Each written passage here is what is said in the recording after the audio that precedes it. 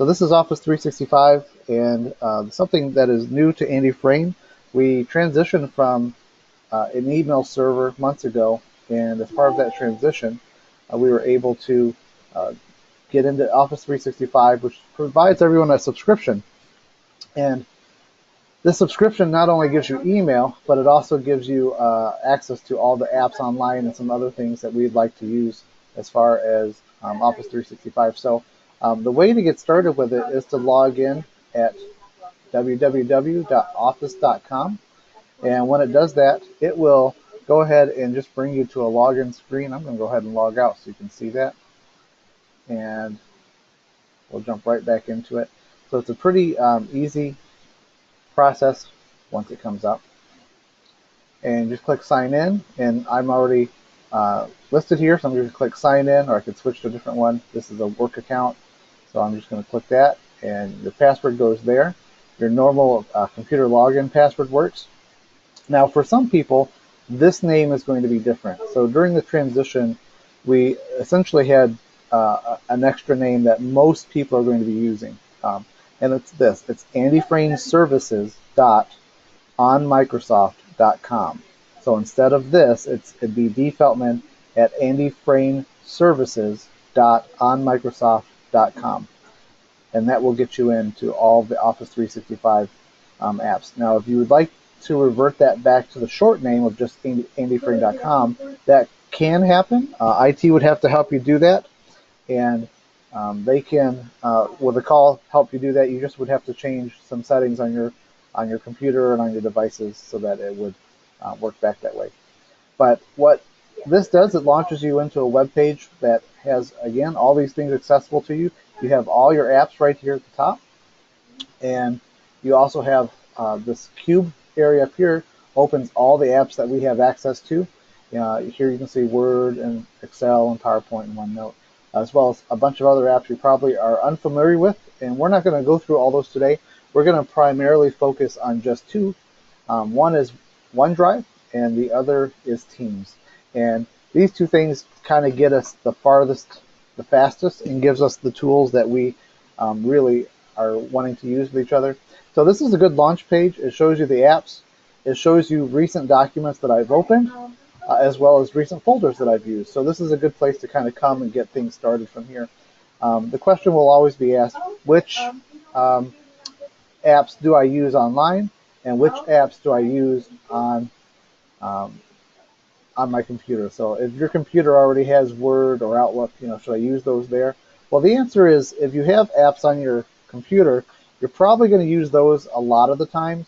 For instance, I have Outlook and it's open, and I just like the way that it gives me a lot of functions that I like to use. I can quickly get to my calendar here. I can quickly get to all my contacts here as well, my to-do list. So I generally still like to use Outlook and have it open as opposed to just using Mail online. And if you're an advanced Word or Excel user, you'll probably want to use those natively on your computer as well as opposed to online. So if I were to open Word online, which I'll do just very quickly here just by clicking there, and open a blank document, you're going to see that the ribbon up here looks almost identical to what it looks like when you open on your computer. And the difference is it just has a few less functions. I mean, my native Word program will have more options. I can do mail merge and some other things here that I can't do online at this point. But for typing letters and just your general Word usage, you'd be very happy with it. Our biller people who use Excel and more advanced functions would get very frustrated probably with Excel Online. It's going to not let them do some of the more advanced things they probably want to do. But that's what they're here for. They're online apps. They're just they're not dumbed down, but they are simplified a little bit. So generally I tell people, hey, still use Outlook and still use whatever you primarily use if you want. I'll show you the advantages of using some of the online programs in just a second. But the one thing we want to launch into is OneDrive. And OneDrive, if you're familiar with it, something like a Dropbox or or Apple's iCloud, it's that idea where you're moving all your documents to an online platform. And what I like about OneDrive is that most of you can install it. If you have Windows 10, you're going to probably find it on your program list already. You would just click here and install it. Or if you have Windows 7, I would encourage you to come up here to say Install Office Apps and just click on that button. And it's going to bring you to a place here where I can install software, and one of them is OneDrive. It's automatically going to detect your computer, so you just have to install it, and that takes about 5 minutes to install the software. Once it's done, it will ask you to sign in, and you'll sign in again with that same login you did for Office 365. You'll use your email address .andyframeservices.onmicrosoft.com, and that will get you into that. And what OneDrive does that's really great, it does a couple very nice things. If I just open my File Explorer on my computer, I have all the normal folders that I'm used to. Here are my documents. These are normal folders, but now it has also created a place called OneDrive, and notice how these folders look different. They have a green check mark next to them. What that means is these these files live online, and if they have a green check mark, what it's doing is it's syncing everything online to your OneDrive account, but it's also creating a local copy right here on my computer. So if I'm working on my computer in a warehouse and I don't have access to internet, I still can open all my OneDrive files from inside a folder or from here, and it will allow me to work on them. But if I change something, it'll change from a green check mark to a blue, like a recycle.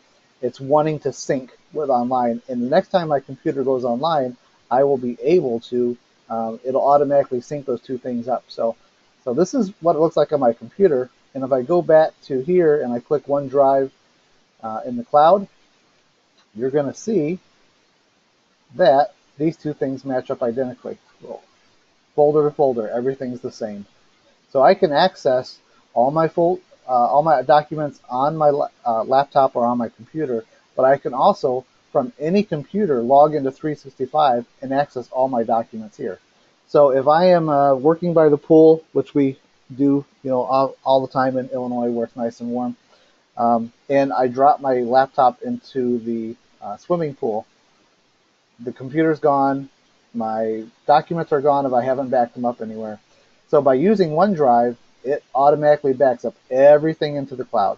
So when I come back in a couple days with a new computer, all I have to do is log back in, set up OneDrive, and there will be all my documents safe and secure.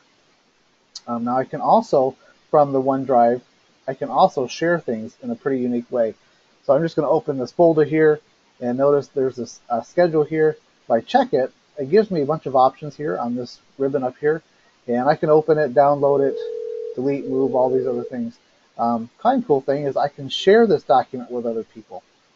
So I can send it to anybody who I want to, or I can narrow it down to just people in Andy Frame, blah, blah, blah, blah. But I can also decide, hey, do I want to, when I share this document, do I want to allow them to edit it? Yes or no? And if so, how long do I want them to have access to it? I could set the access for 2 days from now. I'm not going to allow them to edit it. I'm going to apply that, and then I can send this to anybody I want to. I'm going to send it to Diana, and her name pops up because she has an Andy Frame account, and I could add as many people there as I wanted to, and I can just say, here's the file. You have 2 days.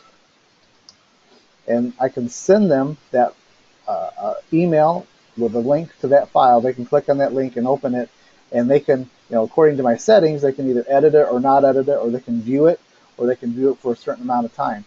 And how that works right here from my computer, notice, this is OneDrive. They're completely the same. They're synced together. If I click on the same document and I right-click on it, I have the same option here. I can click Share, and notice this looks exactly like it did online.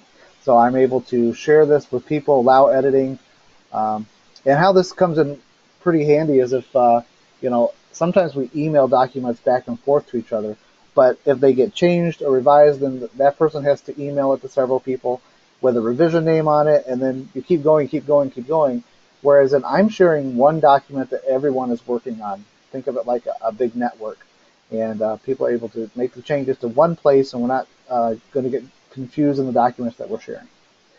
So that's kind of how OneDrive works, and if you have any questions to how to install that, it's pretty straightforward, but I would be glad to help, or IT can help with that as well if you just have questions on it.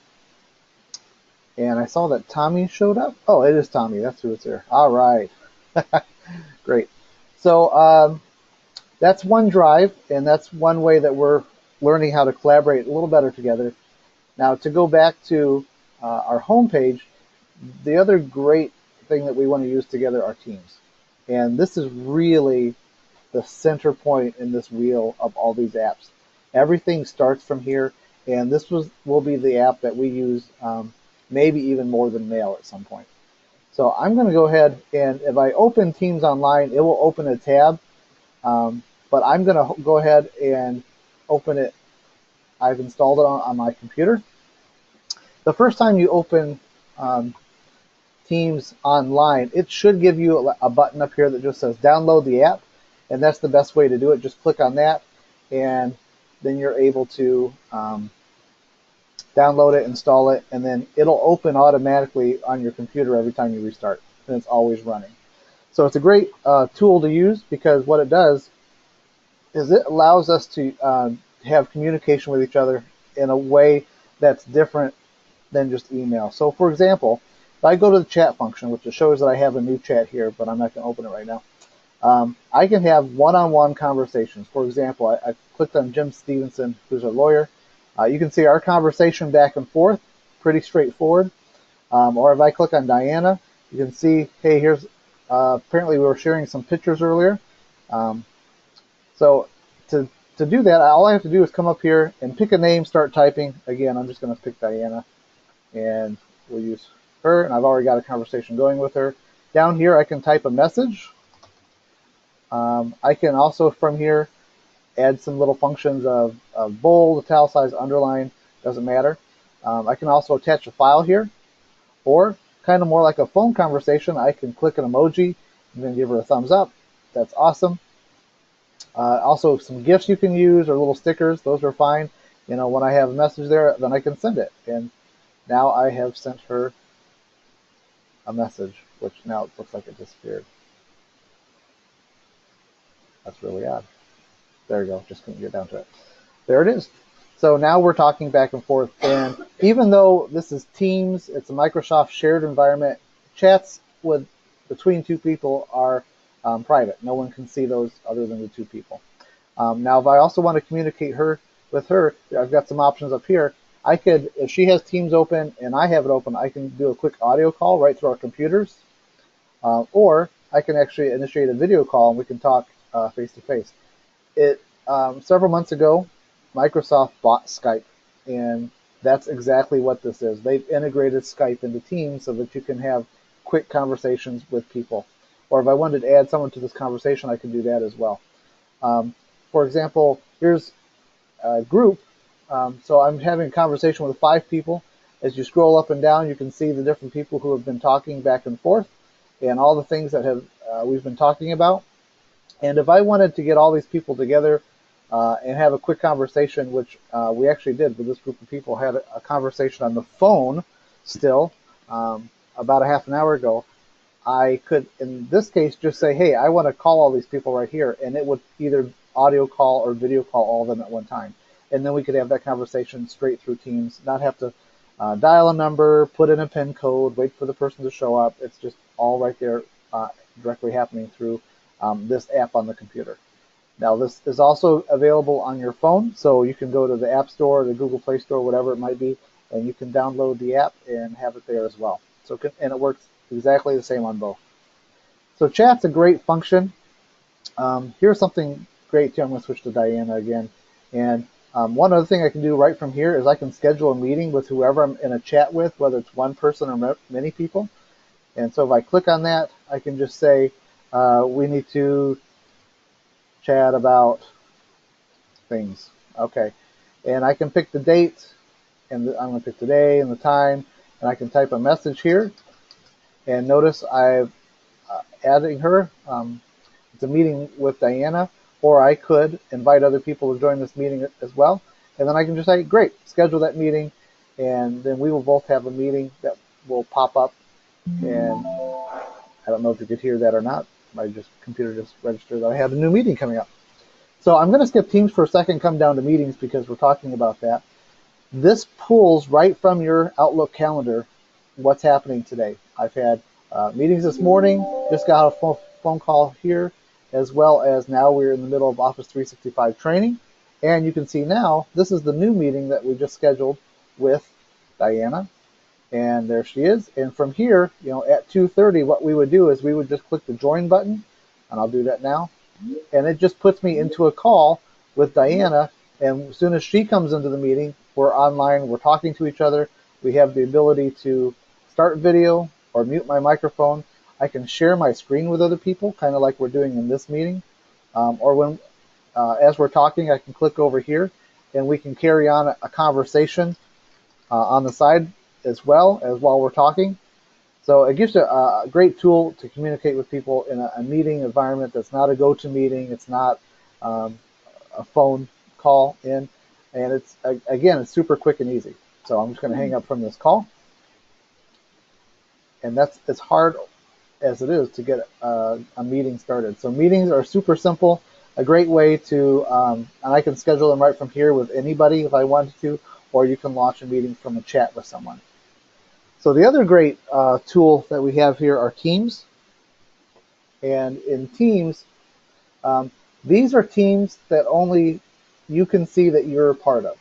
So I can make a team with whoever I want to. And I'm just going to show you how easy it is to add a team. I'm going to click it right at the bottom. I only have one option. I'm going to create a team. And I'm going to call it Team Coke because we all like to drink Coke. I can make this either a private team or a public team. And I'm going to make it a private team because we don't want people who don't like Coke as part of this team. I click Next, and it sets up the team really quick. It says, who do I want to add to the team? Well, I'm going to add Tommy, and there we are. Now, you and I are part of a team. The other option I have here after you've been added is to be a member or an owner.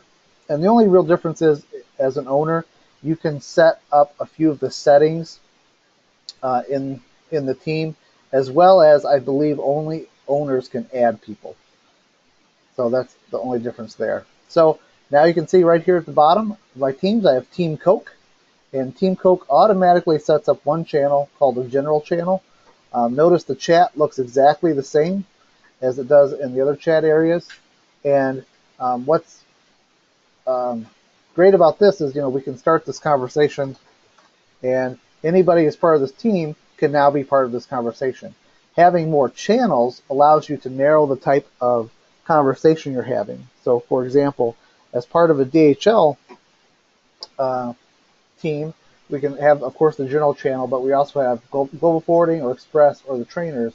And in these different areas, I can decide to have a more specific conversation about express, but it's still the same group of people. You're not limiting which people can see these channels. You're allowing the team to be able to have more specified conversation. So that's really how that works. Here's what is also great about these teams. So everyone has been invited to the corporate channel. And here, corporate team, we have several channels already designated that people can talk about human resources or maybe uniforms or payroll. So for example, I can come in here to payroll and I can say, is there a holiday this week? Because that will affect when our payroll is due. And if I submit that as a question, then someone from the payroll department can actually chime back in. And if we look up, we asked questions earlier, when's payroll due? And then they were able to answer us. And that way, everyone in the company doesn't necessarily have to ask the same question over and over because, oh, somebody asked it already and it was answered. And she replied, Wednesday at 4. And then she replied, oops, no, I'm sorry, it's Thursday at 4. And so then I just replied back and say, hey, thanks, and I gave her a thumbs up like you would on Facebook. Like, rather than have to write something, I could just do that and reply to it. What's also great about a team is here you also have other options. And we're building into each channel files. So if I have questions or need payroll forms, this would be the first place I would go. So for example, I can't remember when the payroll calendar is. Well, I can click on that folder and find right here that there's the payroll calendar. I can click on it right here in Teams. It's going to open up and let me see it. Because it's a PDF, I can't edit it, but I can view it, and I can zoom in on that really quick and just go, okay, yep, so this is where we're at. Okay, this is how payroll is going to go. And I can then decide from here, I'm just going to go ahead and close that.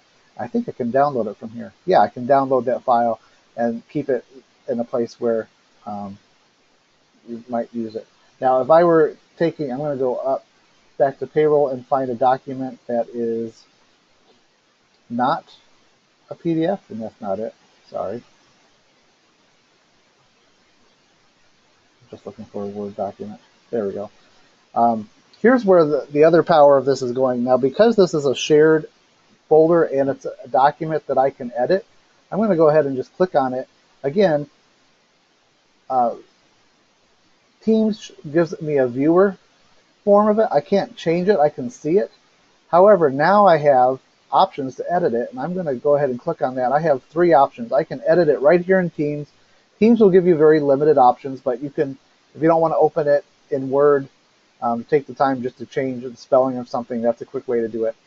It also sees that I have Word on my computer, so I can take and open the program natively, or I can open it online, which I'm going to click that option right now, because what's great about it is, this shared central folder, this file that I want to look at, I can open it up, but I can anybody else in the team who wants to open that up and look at it as well has the option to do it, and we can both do it at the same time and see each other as we actually are working together on the exact same document, making changes in real time with each other. I could see somebody else was on here, them clicking, retyping, shifting things around, whatever it might be.